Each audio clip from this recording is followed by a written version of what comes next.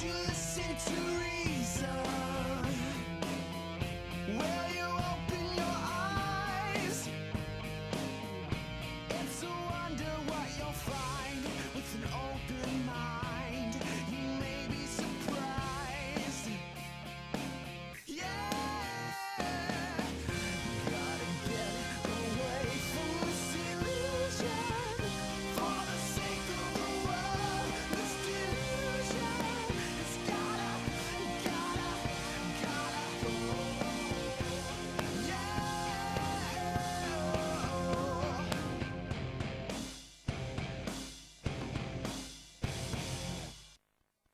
Hello, everyone, and welcome to another fascinating episode of the Atheist Experience. I'm your host, Russell Glasser, and with me today is Jen Peeples. Today is Sunday, November 1st. Happy November, everyone. Hope you all had a good Halloween. Matt is doing some catch-up work this weekend and possibly for a few weekends coming up. So you can expect to see more of me in the near future. If you'd like to whine about how disappointed you are that you have to put up with me instead of Matt, email tv@atheist-community.org and your complaints will get all the attention they deserve, which is to say, none. We are a live call-in public access atheist television show based in Austin, Texas.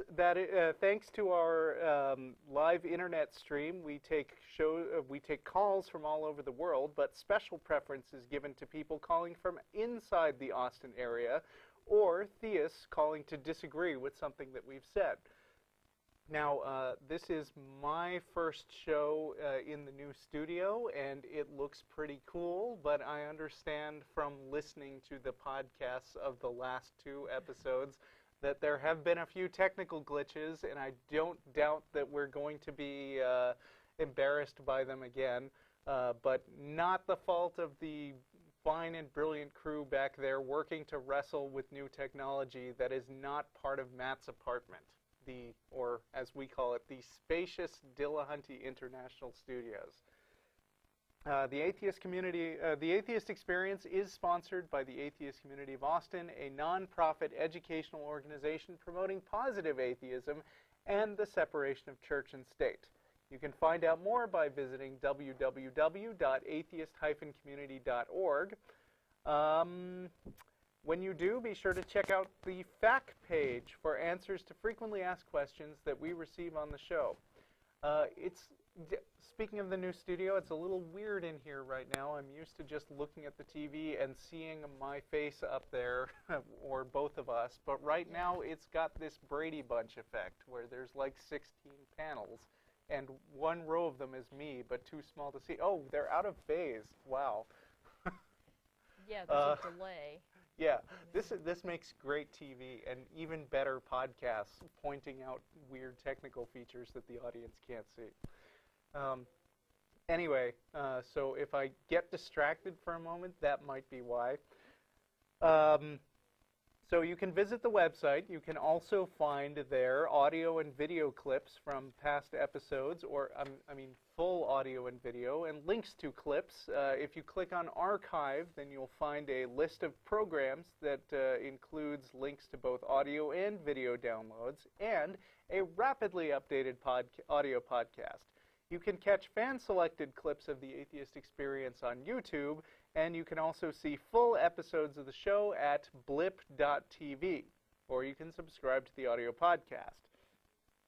In addition to this program, the ACA also sponsors a bi-weekly internet audio podcast called The Nonprofits. You can visit www.nonprofitsradio.com, that's P-R-O-P-H-E-T-S, for more information.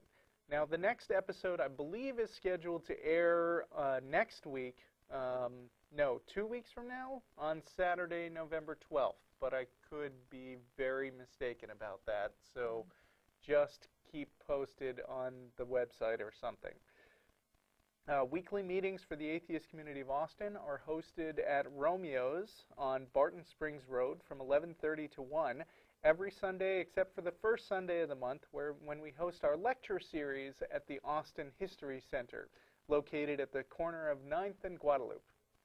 There was a lecture yesterday, if everything went according to plan, by Don Moore from the Final Exit Network. And were you there? No, I didn't make it. Oh, I'm sorry. Me neither. The next lecture should be held on December 16th, but the topic and the speaker are yet to be announced. If you can't make it to the morning meetings, you can always join us for dinner right after this very program, beginning at around 6:30 every Sunday. Most of the people involved with the production of the Atheist Experience will once again head down to the excellent and enjoyable Threadgill's restaurant at 301 West Riverside Drive in South Austin. That's a great opportunity to meet everybody who's involved with the show. And finally, the ACA also hosts an Atheist Happy Hour every Thursday, beginning at around 7 p.m. at the Dog and Duck Pub, located at the corner of 17th and Guadalupe. If you'd like to get in touch with us but don't feel like calling in, you can email tv@atheist-community.org. Now, of course, we get far more calls than the show can process, and as I said, priority will be given to sincere callers who disagree with us because, you know, that's what makes the show fun. If you just want to get in touch to praise our work, we love to hear from you, but email is the best way to do that. Lots of people read messages to the email address, and many of them are dedicated to replying, so you get a pretty good chance of a personal response if you email us. Be sure to check out the unofficial show blog at atheistexperience.blogspot.com and the comprehensive counter-apologetics wiki at ironchariots.org. And that's all for the announcements. So, do they still do the pause bar thing for people watching the video? There it is. There we go. Yay. Yeah. You're not on camera. Oh, yeah. You can't do it anyway. Well, with the delay, you never know. Yeah, my arms were still up in the air. But anyway. Well, so, did you go trick-or-treating? I didn't. You know, Oh. my son, he's really into handing out candy. So, Oh, okay. So he dresses up in his costume, and he greets people at the door and says, "Welcome to Halloween." What was his costume? Batman. Okay. Ben was Iron Man, so if we had gotten them together, we could have seen who actually would win in a fight. Oh, well, I think Ben's got about, 3 years on him? Well, so, yeah, that's true. Plus, Iron Man's got, like, those shooter things, but... Yeah. Um, yeah, we had lots of fun. yeah. Cool. All right, so you had something you wanted to talk about today? Well, I've had an interesting few weeks. I started a new job, which is actually dragging me all the way down to San Antonio, and people who saw that on my Facebook, some of them said, you know, does that mean that you're not going to be, that you're going to cut back your show activities? And my answer for now is absolutely not. Last week, I got invited to a wedding with my girlfriend's family, and had a great time. Also had an interesting discussion with some relatives who don't agree with the purpose of the show, about the show being offensive. Okay, so and what's offensive? What's offensive?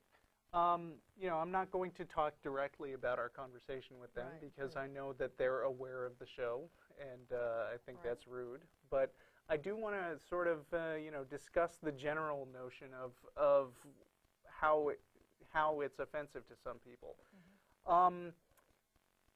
I think my understanding from the conversation was basically that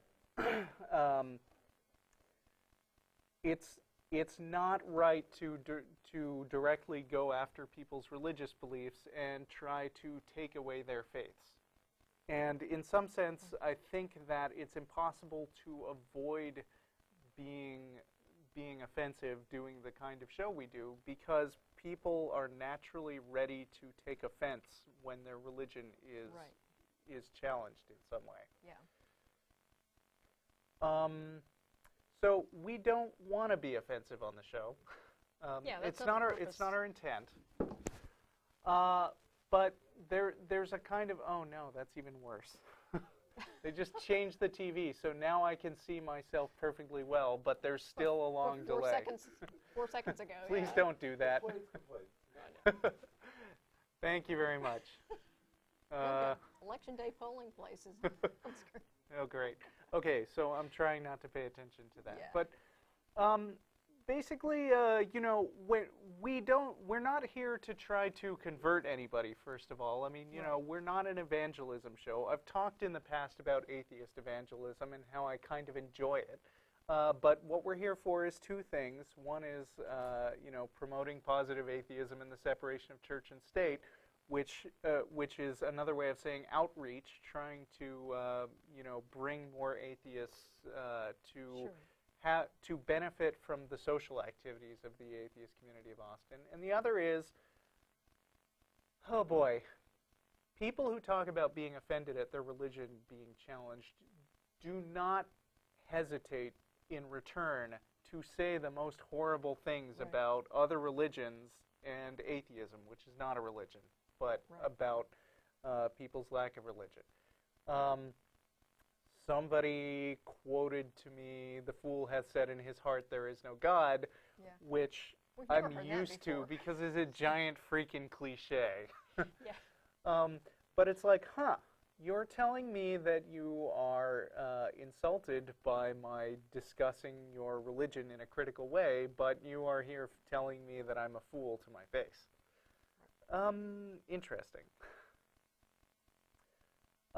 So, I don't know, basically all I want to say is, at some point you have to, I mean, I think it's right and reasonable to have a discussion about people's conception of reality, because, I mean, you know, there's a long tradition of philosophers who actually want to talk about that position, because, I mean, you know, people have different opinions, and I think that hiding from each other's opinions and just not discussing it is not a good way to interact with each other. I mean, you know, I suppose one solution would be if everyone would agree to suddenly have the same opinion and all agree with each other, which I'm sure Christians would prefer.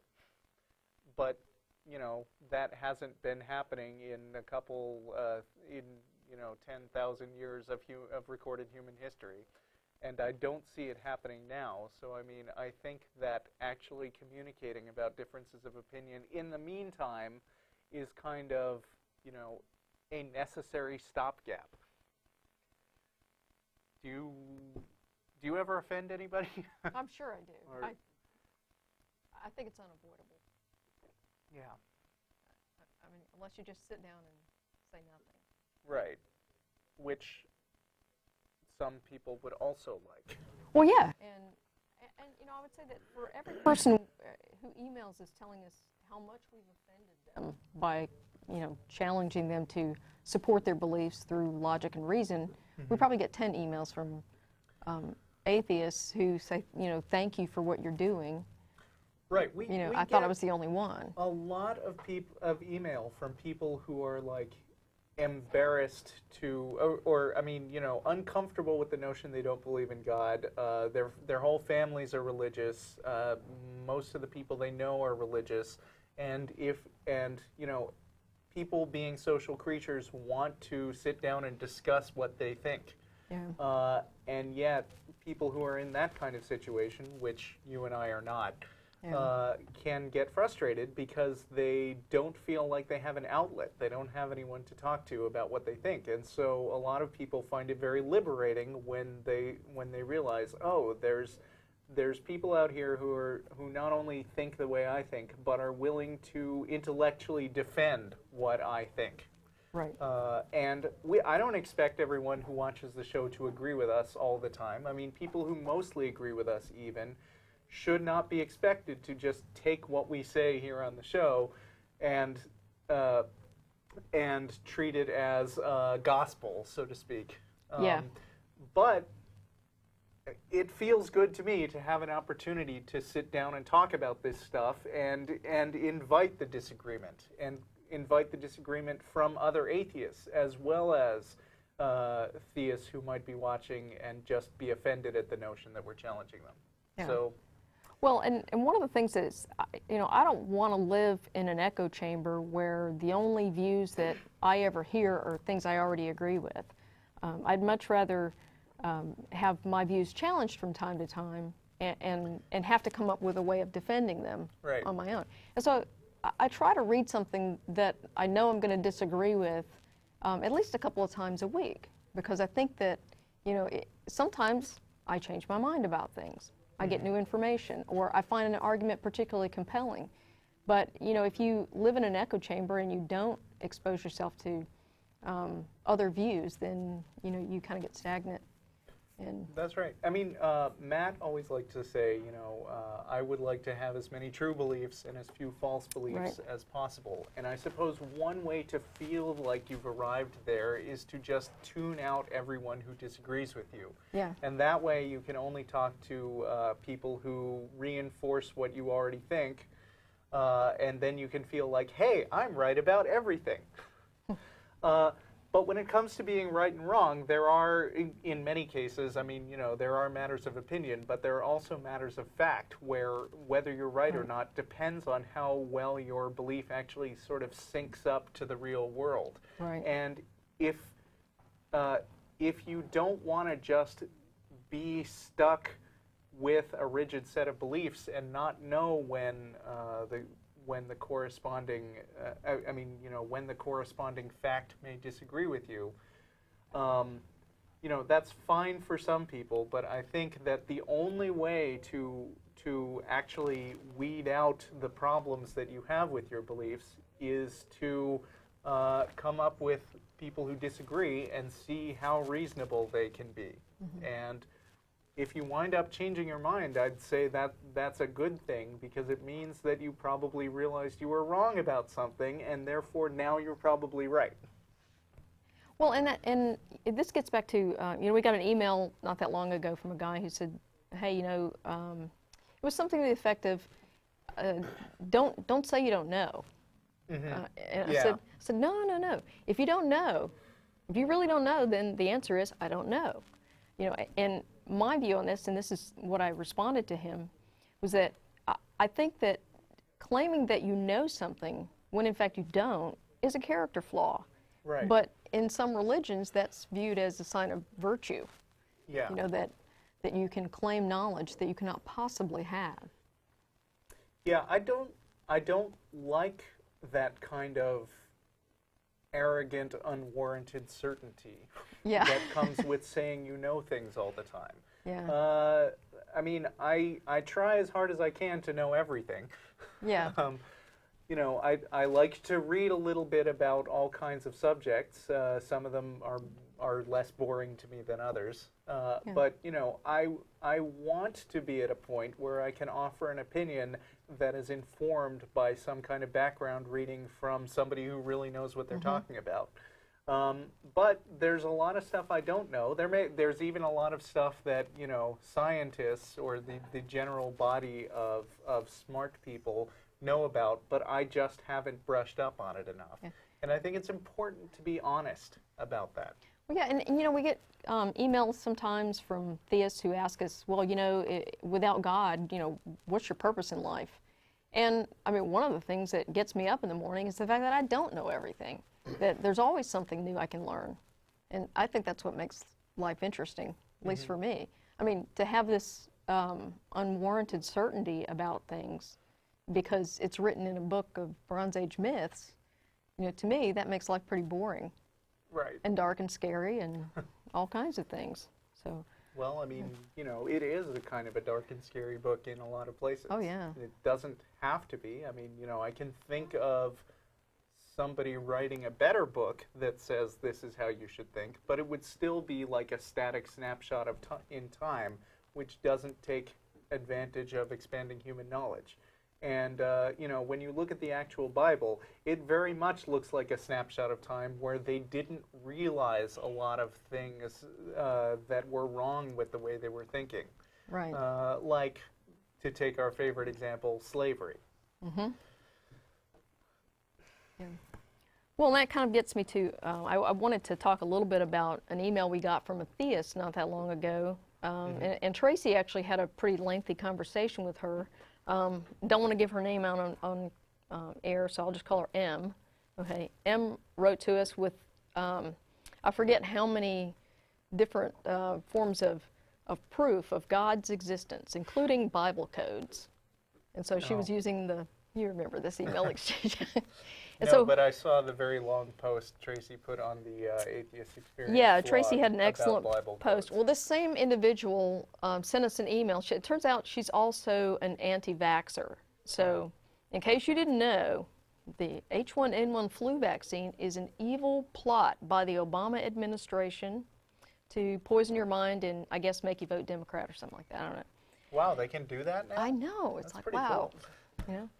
But anyway, so she brought up this one case that's been, it hasn't even actually made it into the mainstream press, but it's a case of this woman named Desiree Jennings, and I can put her name out there because it's already out there. And supposedly she developed this neurological condition called dystonia as a result of a flu shot. And that's what the claim is. And so the thing I can tell you about that, I'm not an expert in dystonia or anything like that, but what I can tell you is, having looked this up, if she got that from a flu shot, she would be the only one. That has never been documented in any other case as a side effect of a flu shot. But it gets really interesting when you look at the timeline of this case, because they're pinning this on the flu shot, and by implication the H1N1 vaccine, which of course is not available yet except for certain high-risk individuals. But here's the timeline. She received a flu shot on August 23rd. Okay? The only flu vaccine that was available on August 23rd of this year was the seasonal flu vaccine. So she didn't get the H1N1 flu. About 10 days later, on or about September 2nd, she developed the flu. Now, it's too early in the northern hemisphere or the northern, yeah, I guess the northern hemisphere for seasonal flu. So the circulating strain of flu in this area right now is H1N1. So she got a seasonal flu vaccine, and 10 days later she developed the flu, which was H1N1, the thing she was not vaccinated for. Okay. So the anti-vaxxers are saying, see, it doesn't work. Well, she wasn't vaccinated for that strain. So in other words, they said they would immunize her, and yet she was not immune to all diseases. Exactly. Clearly that thing does Yes. not work as advertised.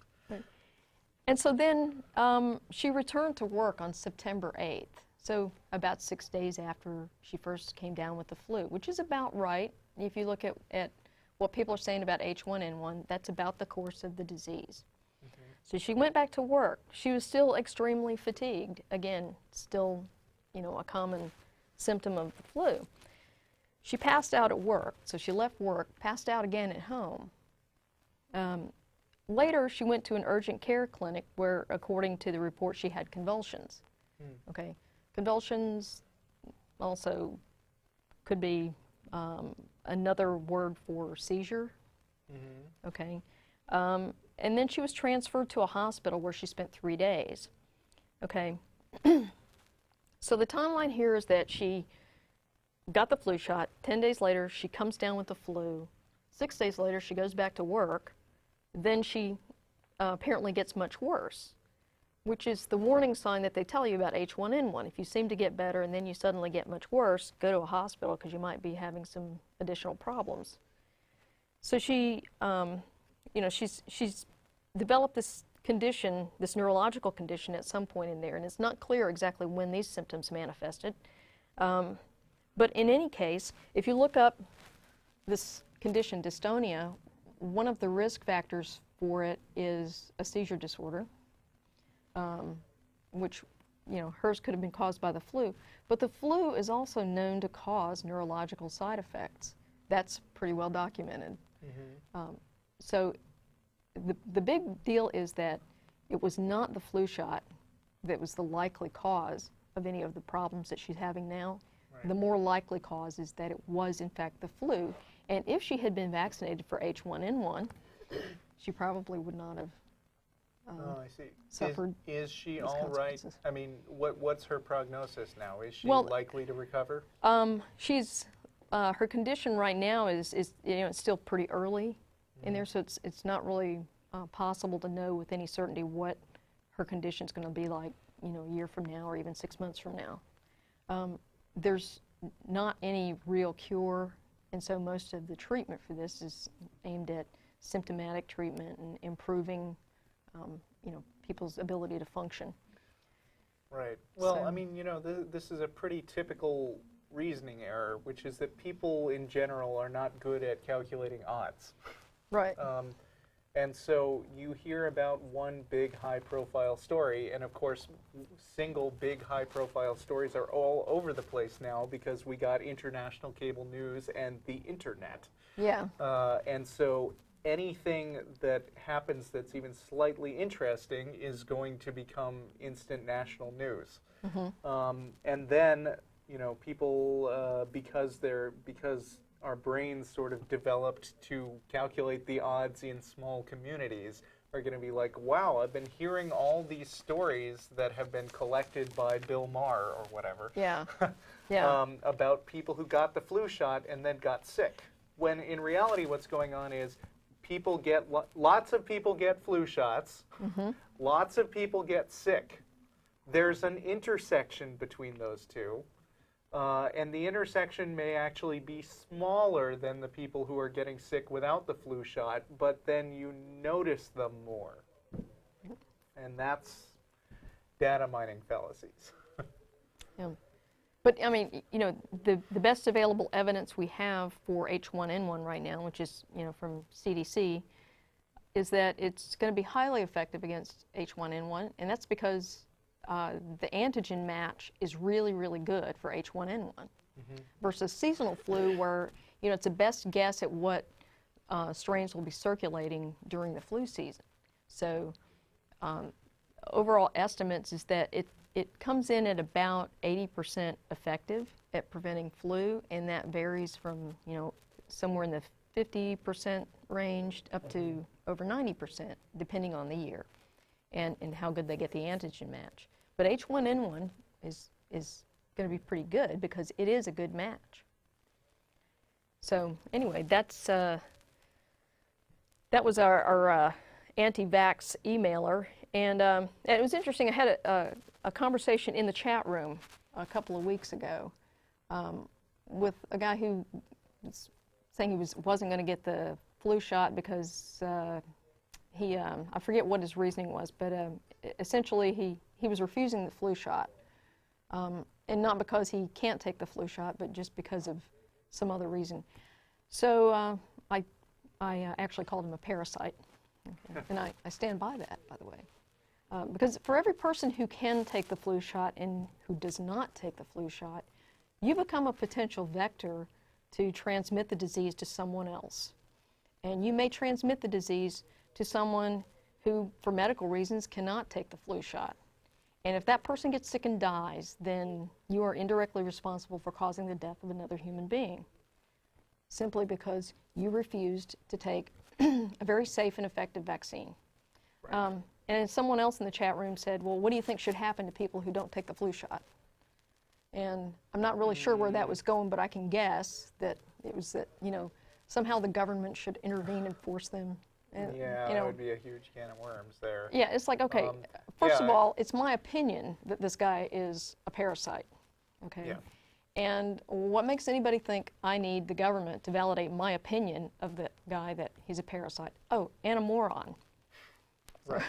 What we need is more public consciousness raising, like Right. calling these people morons. Yes. So that they realize that they're being morons. So yes, so what should happen to you if you don't take the flu shot and you don't have a medical reason for avoiding it? You should be called out as a parasite and a moron. Yeah, So, and that's my opinion. all for it. And I agree with that opinion. Okay. Well, do we want to get to some callers yeah, here? we got a few callers lined up, Okay. and it looks like we're going to start with Brian from Buda, Texas. Are you there? Yeah, I'm here. How you doing, Brian? I'm doing good. How are you? Fine. All right. Okay, I've been watching out for a long time. And I'm the only atheist in my family. Mm-hmm. And Okay. I come from... I hear my echo. Sorry, I can't hear it really good. I hear my echo. Is your TV on? Huh? Is your TV on? No, I live in Beta. I don't have y'all's channel. Oh, Okay. It's a control room issue. I guess try to work around it. Okay. Okay, like I said, I'm an atheist in my family. And like my father's a preacher of a Baptist church, and like they always give me like ridicule, saying, "Oh, you're not my son because you're an atheist, and you're gonna go to hell." And like I go through so much pressure and pain because of what they tell me. But one thing I don't understand, I try to believe in God, but then I can't. Is it possible to believe in God but not believe in everything in the Bible? Well, lots of people do it. Yeah. Only 1/3. I mean, most people on Earth are theists of some sort, but only 1/3 of the people on Earth are Christians. So, I mean, Yeah, that leaves all the other religions. And the Christians don't all agree on what's actually literally true in the Bible. Right. Now, I mean, don't get me wrong. We don't believe in any of those gods, with the possible exception of defining God down to some very specific claim that doesn't involve any supernatural powers, which makes the word kind of meaningless. But yeah, it's certainly possible I mean, you could right now make up your own definition of a god and say, this is what my God is like, and believe in that. And I know because lots of people do it, apparently. Yeah. We get people calling all the time who say, I believe in God, but my God, is nothing like that guy in the Bible. Yeah, I just think of the universe as God. Right, yeah, it's like that. Oh, That's great. what I think too, yeah. Well, I think the universe is the universe. Exactly. We have a perfectly good definition for the universe. Exactly. And then I have another question, one more question. Okay. Okay, it says the Bible was written 2,000 years ago. I don't understand how someone would know, like, all the prophecies. Like, I don't understand how they would make it up. Like, all the prophecy about microchips, one currency, and it's kind of happening now. I don't understand how someone can just make it up. Can you, excuse me, wait a minute. Can you find the passage in the Bible that refers to microchips? Microchips. Microchips. My dad seems to know it. I don't know it. Okay. Okay, well, then in that case, I suggest you actually find the part that they say is referring to microchips and see how close it came to actually having anything whatsoever to do with microchips. Because, I mean, they like to exaggerate these claims of how perfect the Bible is. Perfect example, a Muslim wrote to us this week. Did you read this exchange? I think I'm behind behind I'm sorry, on emails. It wasn't a Muslim, it was a person who was talking to a Muslim, and the Muslim claimed that the Quran perfectly calculated the speed of light. Oh, I've heard this one before. Yeah, okay, and their justification was this one passage that said that angels go for 100 of what you count, or something like that. And then they said, well, clearly what you count is because people would count the times the moon goes around. And so if the moon goes around 100 times, then it comes out to this very large number for the moon to travel for 100 years. And if you calculate that, it's perfectly what the speed of light is, down to like 0.1%. And then it turns out they massively fudged the numbers to get it within that 0.1%. And second of all, that passage didn't say anything about the moon. They just cherry-picked. I mean, they read this extremely vague passage which said nothing about anything, and then, I imagine they went through a bunch of possible things that it could have been before settling on, oh, moon gets us pretty close to this speed of light thing, which sounds really science-y, and so, and so we can say that this is an incredible prophecy, but when you start breaking it down, it's a crappy prophecy. Yeah. So I'd really so before you go worrying about how the Bible predicted microchips, I really think you should read for yourself the parts that actually talk about microchips, supposedly. Yeah. Okay. Well, and a lot of Christians, they like to use the book of Daniel as, part of their prophecy. And anytime you go back to the Old Testament, as a Christian, you got to kind of step out of this whole Christian mindset and understand this is a Jewish text. Okay, there weren't any Christians around when that was written. So we just got your echo here in the studio, by the way. We just got your echo in the studio here. That was really weird. But, you know, there weren't any Christians around when the book of Daniel was written. And the interesting thing about that is if you talk to a rabbi, you'll find out they don't regard Daniel as prophetic. So it's interesting that the Christians have decided this is a prophetic book, but the Jews, who actually own the text, don't agree. Right, and from an actual literary standpoint, the things that they say are prophecies are like stuff in the past tense. Right. That's you know, that describes Yeah. events that already happened. But you know, they go through and they grab verses and they say, "Oh, that's just like the thing that we say happened to Jesus later in the New Testament." Yeah. So Okay. you know, it's not terribly impressive. Okay. Stephen Jesus. Mom, What? oh, that was my mom in the background. She's noisy. Oh, whoop! I'm sorry. Uh-oh. My crank sense went off, and I think I was wrong. Uh-oh, yeah. But I have an itchy trigger finger. I'm sorry. Call back. Yeah, you could call. I feel bad about that. Oh, well. It's just, we're back in the studio for the first day, and I know that we get lots of local people who call and, you know, and pretend to have a reasonable conversation for a while and then say something off the wall. And I don't think that was one of those. So sorry, Brian. Yeah, you can call back, Brian. Okay. Okay. So- Maybe we'll have better luck with Mike in Austin. All right, let's talk to Mike. Mike, are you there? First, I need to clarify that atheists can't morally. They can even be people of integrity. Wait. That isn't the issue. Hello? Hello? Having morals Wait a doesn't minute. mean you have objective moral standards. Hello? Wait. One atheist Can could you hear morals me? might only be coincidentally Hello? consistent, but the true Are you objective morality are you playing a where recording? atheist isn't. I think it's a recording. Objective Okay. morals are those. Bye. Yeah. Okay. So, Mike, you can't talk to us on your own? You got to record your response? Come on, guy. Yeah. Wow. Okay, Nicholas. I mean, hold on, Nicholas. We're here to have a conversation, Yeah. okay? We're, you know, we're not hanging up on anybody because they have beliefs that disagree with us, but we would like you to be ready to actually present your point of view, not recite somebody else's. Okay. Nicholas. Yeah, it's going to be hard to follow that up. Yeah.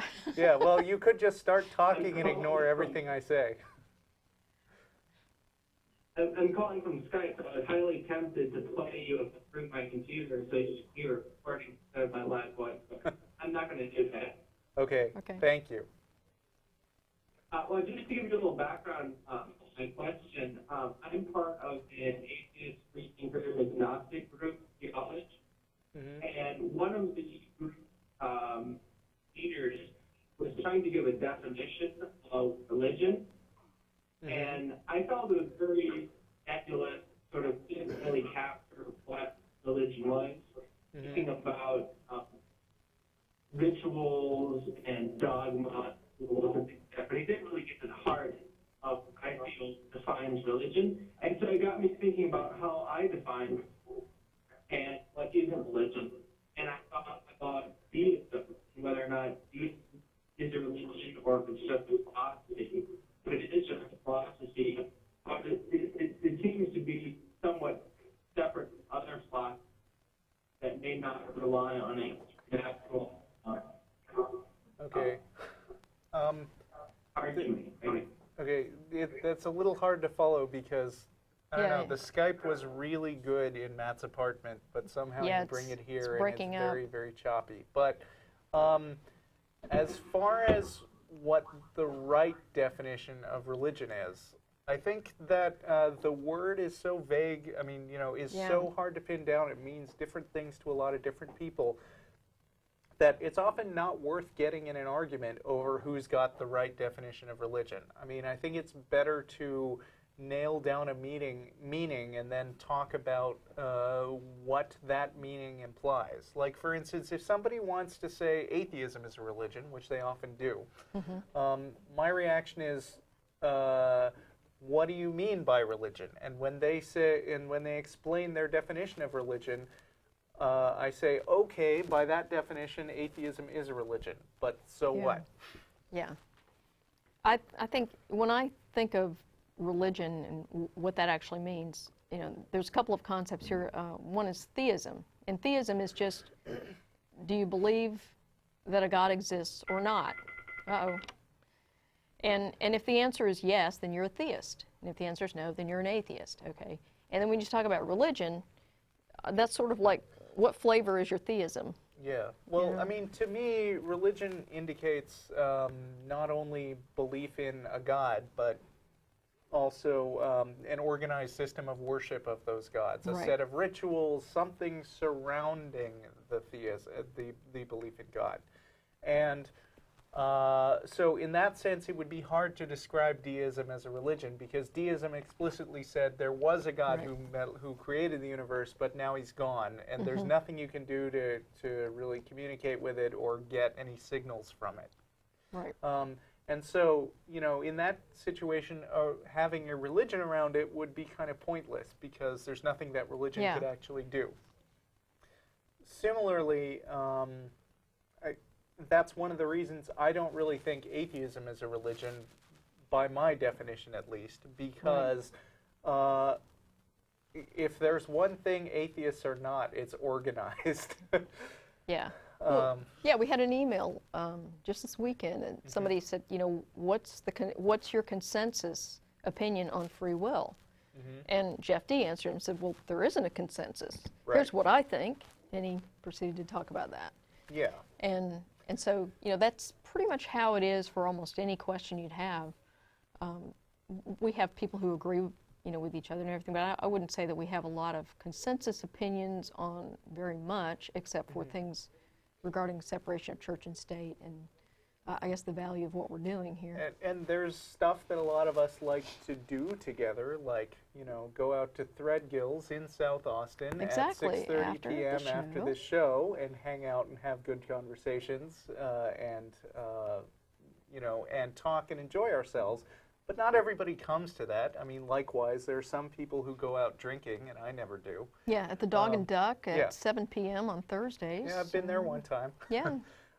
We used to have a game night, and there have been occasions where a big movie release came up, like Religulous or Jesus Camp or The Passion of the Christ. That was fun. Yeah. And we all got together in a big group, and we went, and you know, afterwards we went out for coffee and we talked about it. But, you know, I've actually had a fairly weird charge leveled against the Atheist Community of Austin recently, that it is a cult. Really? And, yes, seriously. And well, you know, my significant other teases me about that. She says, "Oh, you're going to go hang out with your cult friends." Oh, shit, you get it too. Yeah, it's funny. And now, so my son has picked that phrase up. So now, when I get up to leave on Sundays, he's like, "Mom, you going to have dinner with your cult friends?" Like, yeah. Oh boy. But I mean, you know, I can't see a real cult joking about being a cult. No. Although I suppose it's possible, and I suppose that if the person who said I was a cult heard me saying that, they would say, "Oh, you're just joking about it to deflect suspicion." Yeah. Well, actually, we're going to have an objective you know, ruling today, because my mother is in the studio audience today. And she is to report back to my significant other whether or not she thinks we're a cult. So. Oh, okay. Well, it's okay. If she comes out with the wrong answer, then we will just jump her and tie her up and lock her in a dark room somewhere. But you know, feel free to say whatever you want. It looks like Brian called back. Yeah. So, Brian, I apologize again for hanging up on you. Are you there? Yeah, did I hang up on me though? Yes, but it was an accident. Okay, because my mom's in the background like screaming, so I have to go. I'm outside now because it's going crazy in the house. Okay. I think she was. Yes. She was like, okay, why would they make up Abraham, Isaac? Do you think that's just a made-up belief? Like, I don't understand why someone would do that. She's all screaming in the background. So that was her question. People have made up all kinds of stories. I mean, you know, also from the same era, we have the Iliad and the Odyssey and like Gilgamesh. I mean, do people make those things up? Those are just as weird as the Bible. Yeah. And the thing about that is that there's actually, there are ways of validating whether or not the stories that are in the Bible actually occurred. I mean, you can go back and look for confirming evidence through other sources. For example, there are some cultures that kept pretty good records.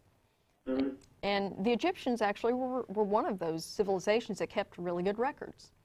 And so when you're talking about stories like, for example, the Exodus, you can go back and look at Egyptian records and find out if this large number of people passed through Egypt's borders when they were supposed to have done it. And you would think that the Egyptians would notice that little detail when all their soldiers walked into the middle of a separated ocean, and then it crashed down and killed a bunch of them. You would think that there would be a little notation about that. Oh crap, lost 20,000 soldiers today. Yeah, and so, you know, you've got a culture that meticulously records nomadic, you know, herdsmen coming in to water their herds in their territory that, you know, a band of 20, you know, came in and watered at this watering hole or whatever. But they don't notice these thousands of people leaving, you know, en masse, and all this other stuff that was supposed to have happened along with it. So we have no, you know, the Egyptian records clearly say this didn't happen, you know, because they certainly would have recorded that. Not only that, but there's no archaeological evidence to support the idea that they camped out in this wilderness for 40 years. You know, when you come right down to it, the Bible turns out to be a very regional-centered book. I mean, it's all taking place in this one little part of the Middle East, and then they make these vast claims like, you know, oh, and there was a big flood that killed everybody on Earth except for 8 people. Yeah. Which is kind of funny because people have gone through and dated, you know, dated when the flood was supposed to happen, something like, you know, 2000 something BC. And, you know, so during that time when supposedly a flood killed everybody in the world except for 8 people, you know, there was a flourishing dynasty going on in China at the same time, which didn't get mentioned. And like 100 years after the flood was when the pyramids were built. So it's like, okay, they must have reproduced pretty fast to get all those workers. Yeah. So, like I said, I'm very ignorant on the Bible because I haven't read it. I can't argue any cases because I haven't read it. Well, you want some advice? Huh? You want some advice? Read it. Read it. I think there is nothing better an atheist can do than read the Bible and really understand. And if the Bible is too dry for you to read by itself, you can go to skepticsannotatedbible.com and get funny little comments in the margins. Yeah, that's or very entertaining. there's this new comic book coming out by R. Crumb. Oh yeah. Who's like a famous comic author and has just like taken the book of Genesis and just written the whole thing, you know, entirely unabridged and illustrated it.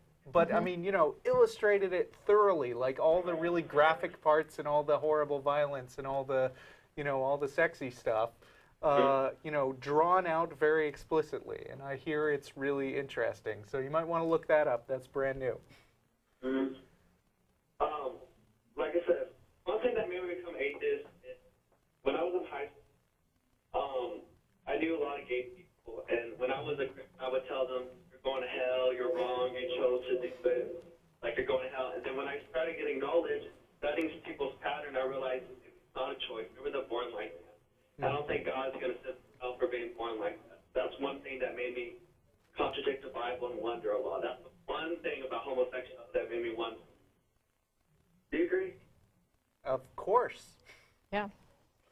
Because I feel like gay people are nice people. They want to do what they do. They cannot help what they're attracted to, and they get ridiculed by Christians and all that. I think it's wrong. I think it's very wrong to do that.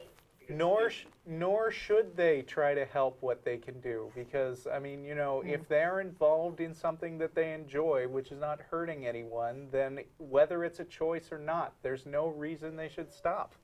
Right. Yeah, I mean, to the extent that it is a choice, it's a choice I have an absolute right to make. So you believe it is a choice, though? Doesn't matter. Yeah, it doesn't matter. I think for some people they're born gay. Some people, I don't know. I think I've known a few women that probably did choose to be in a relationship with a woman. But as I said, Maybe they're just bisexual. I think and that- that's yeah. and that's legitimate too. I mean, I think there are people who fall way at the straight end of the spectrum and way at the gay end of the spectrum, and there are people all in between who actually can, choose either way. And I Yeah. think it's fine no matter what. I agree, sir. Good. Okay. I'm Great. open-minded. Anything else? Great. One more thing. Okay. Like I said, I watch all the time on YouTube because I don't have your channel, and I think you're great. And in my opinion, the reason why I believe people believe in God is because they need something to believe in, and they can't accept that when they die, it's just they die. Like Mom's like, oh, I want to see my grandma when I'm in heaven. I'm like, Mom, I hope that is true, but it's probably not. Like, they need something to look up. That's what my belief in it. Yeah, and to get back to what I said earlier, if somebody has a belief that makes them feel good and you tell them it's not true, they can't help being offended. Of course they feel like you're trying to take something away from them. Yeah. But, it depends on whether feeling good or knowing the truth is more important to you. Yeah. Okay. Okay, that's it. All right. All right. Thanks Thank for the you call. for calling both times. Yes. Thanks Bye. for calling back. Bye. Yeah, I guess we need to talk to Matt. Next we have, Yeah, of let's- course, Matt. Yes. Hello, Matt. Hey, Matt. Hey guys, Hey. I'm enjoying my day off and watching you on TV. Good. And wow, I wanted to get in partly because I want to hear this echo problem so I can describe it to Frank next week. It's pretty bad. Okay. Oh, really? Okay. Yeah, my TV's off and I can hear it. The big thing is it's nice to see that most everything's working and you guys are doing a great job. But when Brian called and his mom wanted to ask a question in the background, you guys did a good job of responding to it with specifics. But I heard kind of another question implied, which is she finds it absurd to think that somebody would make up Abraham, Moses, etc. And this is something similar to what we hear with the claim that, well, do you think all of the New Testament authors were lying, or that, they just invented all of these people and stories? There's a difference between somebody believed something happened and something actually happened. Right. Right. And no one, not me, and I don't know anybody else in the atheist community, is saying, we don't believe the story because we think they lied and made it all up. Instead, we don't believe the story because there's insufficient evidence to believe the story. Right. There's no need to assert that lies were told or fictions were invented. It's much simpler to just say people make mistakes and people sincerely believe things that are wrong and build belief systems on it. And every Christian out there thinks that every other religion has done exactly that. Absolutely. I mean, there are all kinds of cults going on, like the Heaven's Gate cult, where they believed that if they all killed themselves at a certain time, then they would get to take a ride on a comet. Yeah. And I think nobody could accuse those people of not being sincere in their beliefs. Nobody could say they were just making up a story for kicks. Yeah. Well, have a good show. Put me on hold and kick me back to the studio so I can tell them about this reverb. All right, you got Okay. it. Bye. Boy. So see, everybody that has been emailing us and tweeting and all this stuff about all our problems in the studio, Yeah, we are trying to work this out, okay? we So, are. Thank you, but hey, we're working on it. Yep, and that's why Martin had to put up a blog post to let everybody know that we're aware and you can stop telling us now. Yeah. Oh Yeah. no. Yeah. I just lost the. Wait a minute. Come back. Come Got back. him. You've got it, right? Lee Lee. in Tennessee. Lee in Tennessee. How are you? I like having two computers. Doing fine, Yeah. Jen and Russell. How you guys doing? Good, how are you? Doing just fine. I had a question about atheist parenting. I understand that both of you guys are atheist parents. Yeah, you That's picked correct. a good day to call. Yeah. Well, I have a question. I grew up in a very religious family, and they don't really understand how I can even be atheist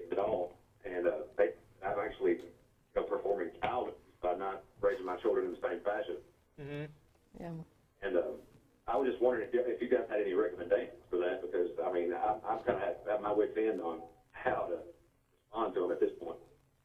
So the question isn't about how to be an atheist parent, it's how to deal with your parents disapproving of your being an atheist parent? I'm sorry, I'm having a little bit of trouble understanding you because of the echo. Yeah, we've got an echo here. So is the question about what to do about your family's disapproval? Right. I mean, they think that I'm responsible for sending my children straight to hell. Yeah. Well, they're gonna think that. Yeah, there's not much you can do about what they think. Well, yeah. How close do they live? Well, I've actually moved, not just extremely far away from them, but they're probably about 40 miles away from me whenever we go visit. Like I said, I've brought up in an extremely religious situation. Right. Mm-hmm. If I give you background, if I told a lie, like a little white lie, try to cover my butt when I did something wrong when I was a kid, I had to write off Bible verses. I mean, it was very strict. Okay. Well, here's what you tell them. I could parent like you, but then my kids would wind up like me. And you don't want that, do you?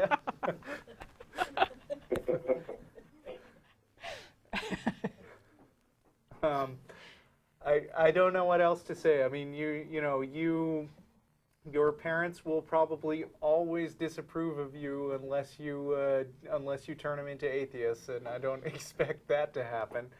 So all you can do is just parent the way you think is right, and say you're sorry that they're not happy with it. Yeah.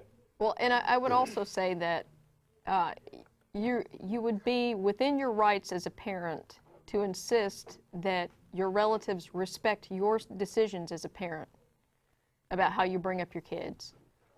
I mean, they wouldn't allow anyone else to interfere in how they raised you, I'm assuming. Mm-hmm. So it's reasonable for you to expect the same consideration with how you're raising your child. Right. But they don't understand how my kids are so well behaved. I mean, they think that I abuse them on a regular basis, which I don't at all. I talk reason and understanding. The way your kids behave is the best evidence to back up your methods. I mean, I think you should take this as a mandate to raise good and well-behaved kids, and they won't always be, trust me. Yeah. Trust me, I know that. I mean, I have a 6, 7, and 9-year-old. I mean, I do get that. So you know all about parenting in public sometimes. Oh, yeah, but I mean, if they wind up being good kids and good in school and not big jerks, then your parents will just be astounded and not understand how you pulled it off. And I guess that's the best you can hope for. Well, I did have one more question. Okay. If, like I said, I live in a very religious community, and it seems like everyone around here is some sort of Christian denomination, and even the children that my kids play with, they can't really do anything outside of school with friends because it's all, church involved or, something along the lines of that. They literally have no friends because, and they kind of blame us because all these kids want to take them to church with them, and I'm totally against that. Have you considered letting them? I'm sorry? Have you considered letting them go? I mean, what do you expect to happen? That they'll, they'll subvert all the years of education that you've given them and turn them theists in a day? Well, I know when I was a kid, my grandfather was a preacher, so that's the church I attended, and I know that they actually were. What is that was really screwing me up? I know that when I was a child, I was taught straight up that if I didn't have Jesus in my heart, I was going to hell, and that was a very real thing for me. Well, then brief them. I mean, tell them what they're likely to hear, and tell them that a lot of people believe that, and tell them why you don't agree. And then, you know, they can go to church. I mean, you know, kids are smarter than you might give them credit for, I think. Yeah. Yeah, I do understand that, but I mean, I know how influential other people can be. Yeah. I would take it, you know, as an opportunity to inoculate them. Do you want, I mean, you could go with them. Yeah. You could be there, listen to everything they say, and then answer their questions afterwards if you want. I mean, Yeah. you know, totally up to you. I'm just saying, you know, that's an approach that you might not have thought of yet.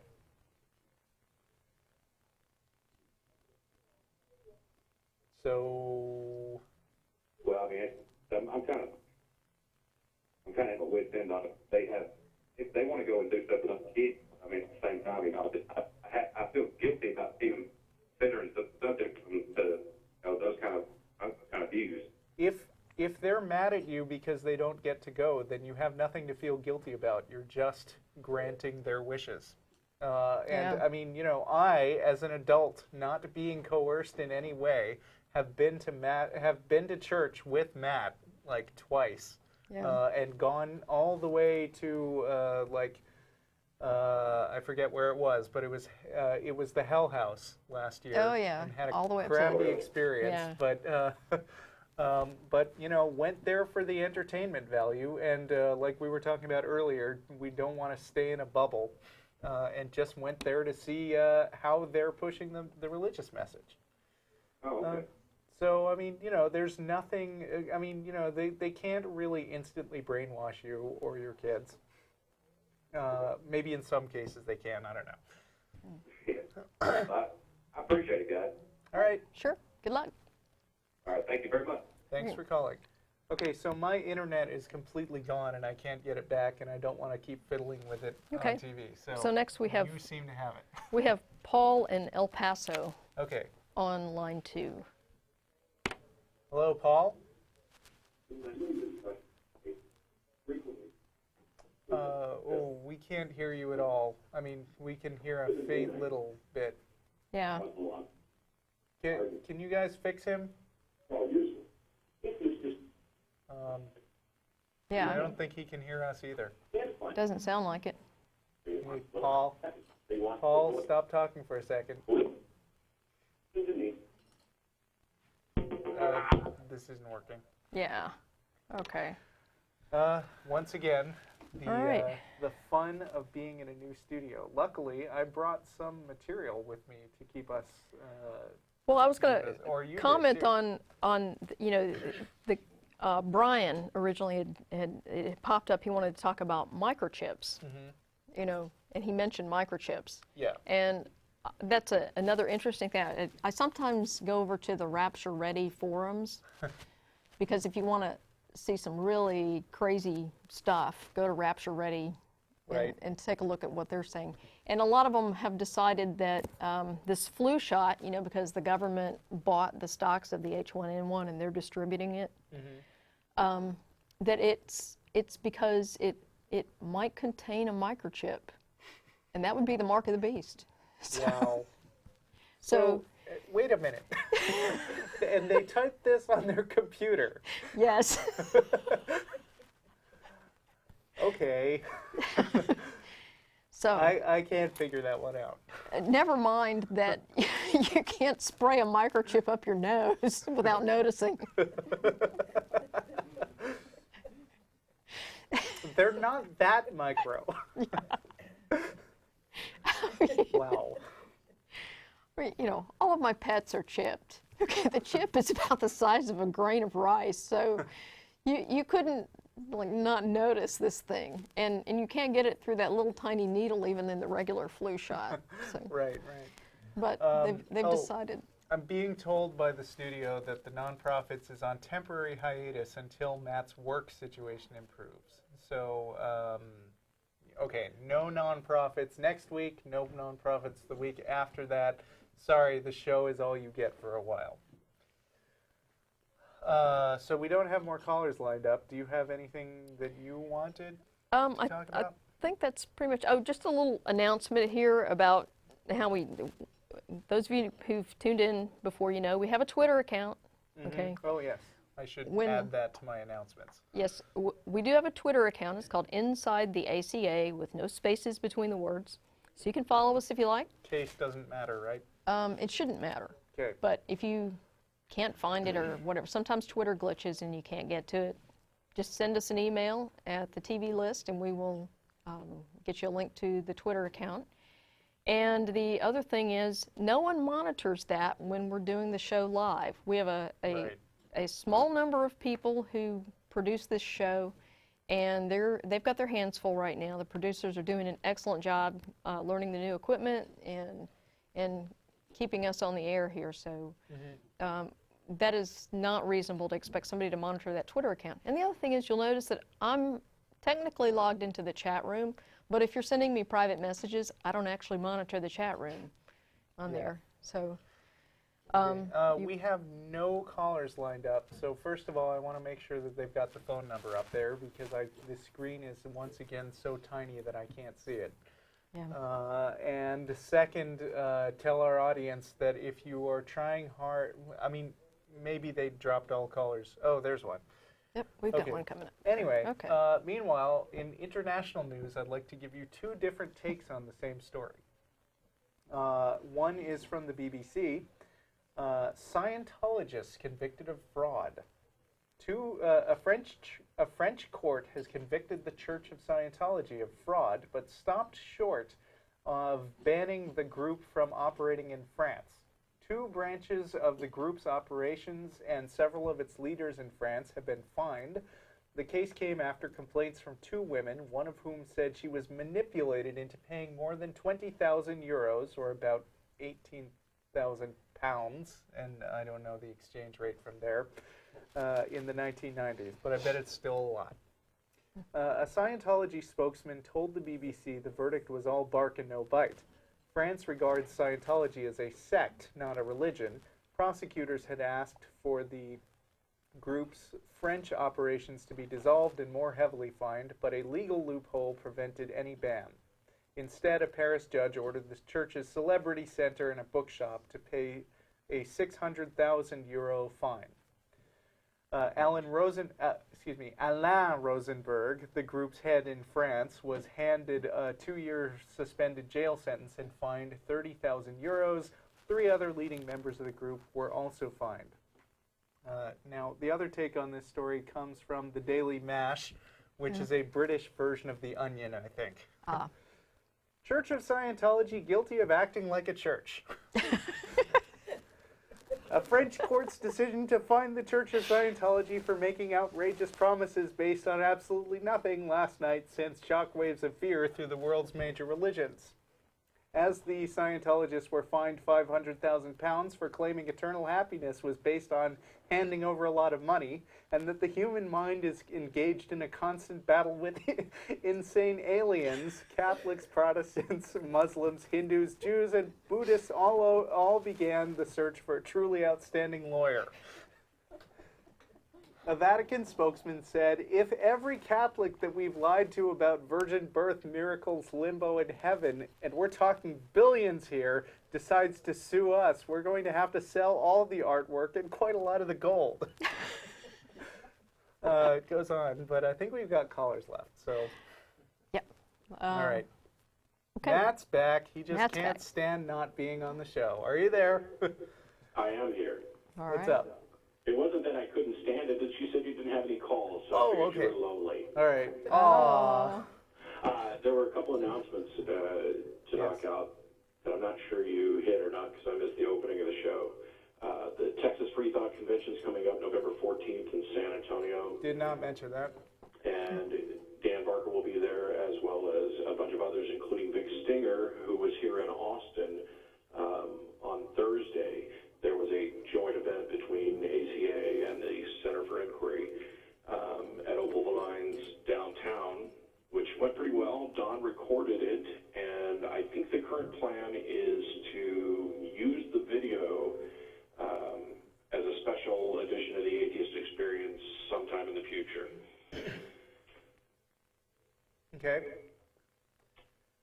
Other than that, my work has got me working weekends, which is why the nonprofits are on hold. But you and I, Russell, had talked about doing a step-by-step through Ray Comfort's "You can lead an atheist to evidence, but you can't make them think." Yeah, I don't know about step by step. I just wanted to hit some broad strokes. But yeah, if you've read that. Since I'm unable to commit the time to do the live show at the scheduled time, if the two of us can get together over the next few weeks, maybe we can put together some short segments for non-live nonprofits. Okay, sounds good. That's about all I have. All right. Thanks.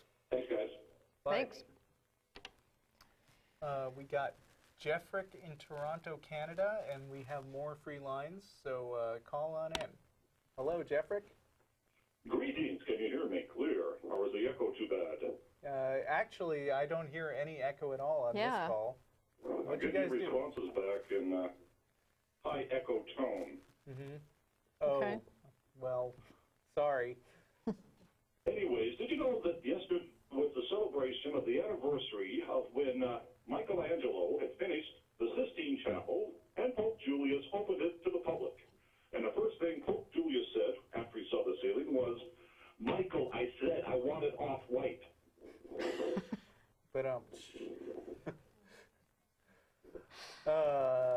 okay. the best I can do. So is that other part true about Michelangelo? Anyways, you're still there. Yes. Are you there? Sorry about that, but I couldn't resist a bad joke. I heard one. Okay. Was the other part true about this being the anniversary? I didn't even hear the last word you just said. Oh. I was just trying to help you fill in some time. I think you're doing a great job. I'm a devout atheist here in Canada. Okay. Well, thank you very much for calling. See you later. Wow. I sure am glad we moved out of Dillahunty International Studios to this professional one. Yeah. Well, did you happen to see the Keith Olbermann episode the other night? Keith wasn't on. He had, and I forget the name of the guy that co-hosted or that hosted in his stead. Is it Lawrence O'Donnell? Yeah, I think so. I love that guy. Yeah. He used to be a TV writer, and he has a bit part as the lawyer in Big Love. Ah, okay. And he's a hilarious political commentator, I think. Yeah. But anyway. Hey, he ran a story about some preachers, including our beloved Pat Robertson, who's saying that the Halloween candy is possessed. Oh, yes, okay, go on. And so, these sneaky little devils get into the Halloween candy, and these children who think this is an innocuous celebration of whatever, they're actually being exposed to demonic forces through the Halloween candy. The candy is how they get them, huh? Yeah. Does it have microchips? Well, somebody pointed out that, if the demons were really smart, they wouldn't get into the Halloween candy. They'd wait and get into the Christmas candy. That's true. They won't be looking for that. Yeah, right. I just lost my mind. You can see them coming a mile away. Yeah. But I forgot to mention when we were talking about trick-or-treating earlier that one of the fun activities that we got after trick-or-treating was going through the candy and finding all the ones that had a little Bible sticker taped to them. Ah. So we got like a bunch of stuff from Acts, and then we got, what else did we get? First John. I know we got God so loved the world, blah, blah, blah, blah, blah. Yeah. And we also, we got a bunch of variations on that theme. And none of them really come right out and say, Halloween is an evil holiday and you're being led straight to hell. Yeah.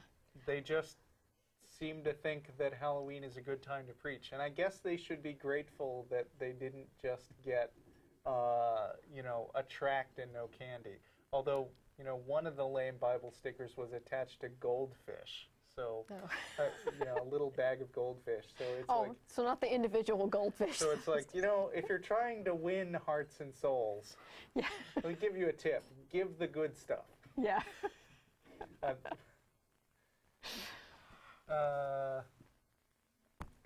Anyway. So I thought that was an interesting segment on there, listening to them rail against Halloween candy. And I just thought it was the sugar buzz. Okay. Now, when you said you were going through the candy, I thought you were going through to find the razor blades. No, I don't believe in that. No, that's Until I actually, see evidence of it. yeah, there's actually never been a case where people hid razor blades in That's apples what I've and heard, stuff. yeah. And I guess there were, this is our little foray into critical thinking here. There have been a couple of instances where kids were allegedly poisoned, either with some kind of drug or something, But then it was or like a poison. by their own families, Yeah, right? it turned out it wasn't a stranger that gave them the Halloween candy with this stuff in it. It was their own parents Or or a relative. other relatives, Yeah, yeah. so, yeah, they've never had a case where a kid was poisoned by someone. okay, and yeah, and really, if you're From going to Halloween reach that candy. level of paranoia, you may as well just, lock your kids in the cellar all the time. Yeah. But see, when you live in a superstitious world, it's a dark and scary place. Yes, it is. Okay, And we Steve have- in Orlando, Florida, are you there, and can you hear us okay? Steve? We got rickrolled. Or been rickrolled, I whatever. love that. I've never actually been rickrolled before. Since we have no callers, we can explain rickrolling to our less tech-savvy. By all means, go ahead. No, it's kind of lame actually. It is, it's really. an internet meme where you pretend that there's a video that's like a cool video, and then it goes to this cheesy '80s song. Okay, so let's see. So also in blogging news this week. You know that thread we did a while back where Kent Hovind went to prison for tax fraud? Yeah. And it became our thread that wouldn't die because Christians keep stumbling on it Yeah. months and years after the fact and saying, oh, you guys are being so horribly mean to poor Kent Hovind. Yeah. So we got another message which came in which took a different tack. The person said, hey, I'm an atheist, and I agree that Kent Hovind deserved to go to prison, but it's really mean of you guys to make fun of him. It's, in fact, I think that subjecting the poor guy to ridicule and abuse is worse than going to prison. So it's another case of sort of, dealing with offensiveness that I ran into recently. And I don't know about you. Personally, if somebody gave me the choice of being put in a circle and pointed at and insulted or going to jail for several years for tax fraud, I would take the ridicule. Yeah, I think we covered that in kindergarten where we learned the sticks and stones will break my bones, but words will never hurt me. Yeah. I mean, I think people overestimate the seriousness of being mocked. I mean, yes, I understand that words can also hurt, and they do, and, especially for young kids, it's difficult. But, I mean, Kent Hovind is a grown-up, and if, if it were morally wrong to make fun of people who deserve it, then I think Jon Stewart would be the most evil person on the planet. Yeah, but he's got good ratings, and he's funny as hell. Yeah.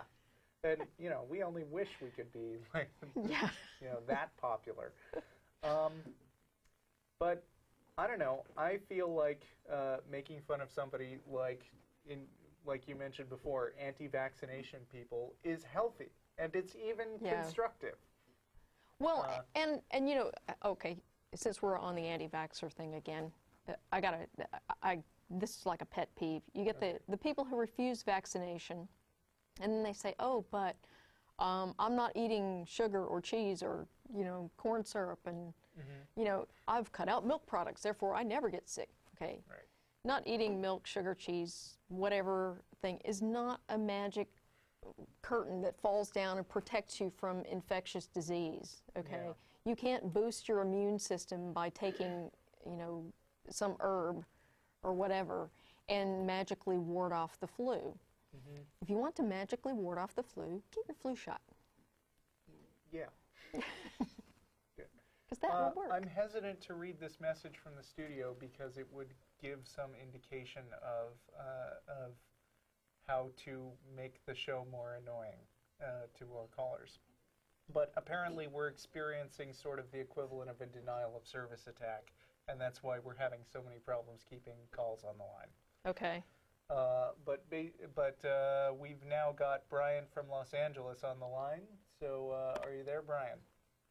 Hello? Hello. Hi. I wanted to call to talk about my experience in a Catholic high school growing up. Uh-huh.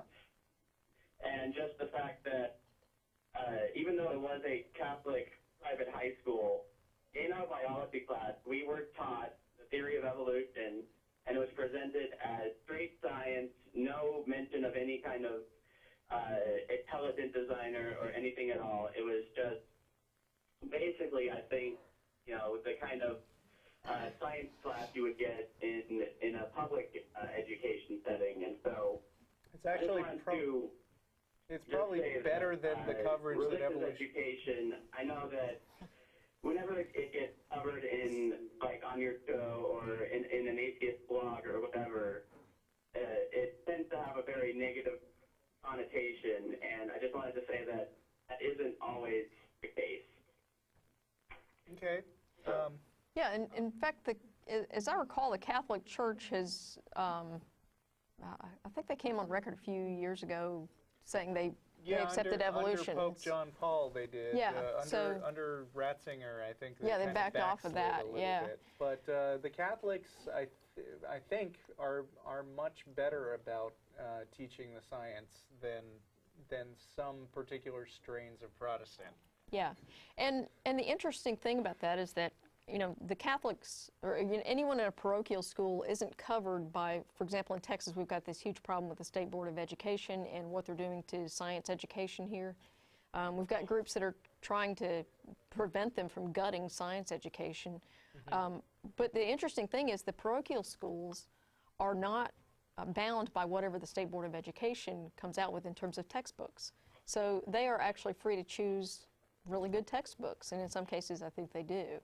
Now, I don't think that I could stomach the rest of the message there, but I've known some people who've gone to Catholic high schools and even Catholic universities who got an excellent education, including an excellent science education as a result of it. So it's Catholic schools in general have kind of a good reputation for education, although I don't know if some of that is cherry-picked or what. But, I mean, I will... Actually, I'll confess not enough knowledge in this case. So I'm going to say I've heard that they have a good reputation for education. All right, well, that's really all I wanted to say. All right, well. Thanks for the call. Yep. Okay, thanks, guys. Enjoy the show. All right, okay. Thank you. Bye.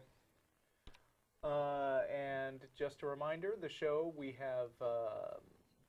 what is it, 7 minutes left? 7 minutes left, although in practical sense, like 5 minutes of actual airtime. So after this show is over, everybody should head down to Threadgill's in South Austin and hang out with us, because I, for one, am hungry. Yeah. So we got another call getting queued up, but in the meantime, let's see what else we got here. We have a Jewish school. Let's see, Jewish school JFS in Supreme Court to deny it broke law by turning boy away. Sorry, that wasn't a very clear headline. A leading Jewish state school goes to this new Supreme Court today to challenge a ruling that it broke race laws. JFS, formerly, this is in England, by the way. Formerly the Jewish Free School, which is heavily oversubscribed, refused to admit a boy because his mother had converted to the religion at a progressive rather than an Orthodox synagogue. This summer, the Court of Appeals found that the school in Brent, northwest London, had discriminated against the child on racial grounds. The ruling put the court at loggerheads with the Office of the Chief Rabbi, OCR. Is that like an official British thing? Do they have an Office of the Chief Rabbi? Or is this just like a British branch of Jewishness? Boy, I'm really ignorant about this story. I wish I hadn't started reading it. And had serious ramifications for admission to Jewish schools. It also meant faith schools could no longer turn away children who failed the test of ethnicity. Now the school will attempt to reinstate its admissions policy in the Supreme Court at a hearing that is due to last 3 days. Both the school and the parents of the boy, known only as M, are thought to have appointed leading barristers. Okay, now it gets into legalistic stuff. So now... Okay, so he was denied access to this Jewish school because it's a Jewish school and he's not properly Jewish by their standards. And how does one determine proper Jewishness? Well, I mean, you know, it's a religion, so it's pretty much like fiat. Yeah. But there is a rule that I think I read in a different story about this had been an issue, which was that you can only be Jewish if your mother is Yeah, Jewish. I was going to say, was his Or, mother... I mean, you know, unless you're converted. Right. But I think it was like the father who converted or something like that. Ah, okay. So I don't know. I mean, it's really arbitrary, and I say this as a very, very Reformed Jew. Some of the rules they come up with, and you know, it's questionable having a school that is only open to people of a certain faith. Although, I mean, you know, it's not clear to me how public or private this school is supposed to be, and also I have no idea about the church and state laws in Britain. Yeah, I think they have an official church there, the Church of England, but I don't think they care if you're something else. It reminds me of a story my father told me, a true story about some people he knew who the father converted to Judaism, and the son wanted to marry a Jewish woman. But the father refused to attend the wedding. He was offended by it because he felt the son was not really Jewish because his mother wasn't. Ah. But the story had a happy ending because it turned out that by some similar loophole, the girl wasn't Jewish either, so the father could attend. All right, so we're almost out of time. You know what? I'm going to roll the dice on this last call. You've got about a minute. Are you there? Yes. Say something quickly. Hi, my name's Cole. Hi. Good evening, guys. Just a real quick question. You guys pray to God? Well, I used to be a Christian, so yeah, I have. I have done experimental prayer to see what happened, and it did not work. The reason I ask is that I've been a Christian for 10 years, and I've prayed, and I'm just asking yourselves, or callers, viewers, if they pray, give it, 2 months, and it's all about relationship with God. Okay, so then if they pray and then nothing happens as a result of their prayer, would that be like a point against the existence of God? Would that be evidence that he does not exist? No, he doesn't keep score, but he will show up. Okay. I think so. He is an active God. He does live. Got it. Well, why I don't would you- actually like to continue this conversation, and you're welcome to call back next week and remind us of this call. But we are totally out of time, so... Or you can also email us and tell us why you think God listens. All right. Thanks for calling, Cole, and thanks, everybody. I see the credits going up, so I don't know if they can still hear me. But goodbye, everyone. Goodbye.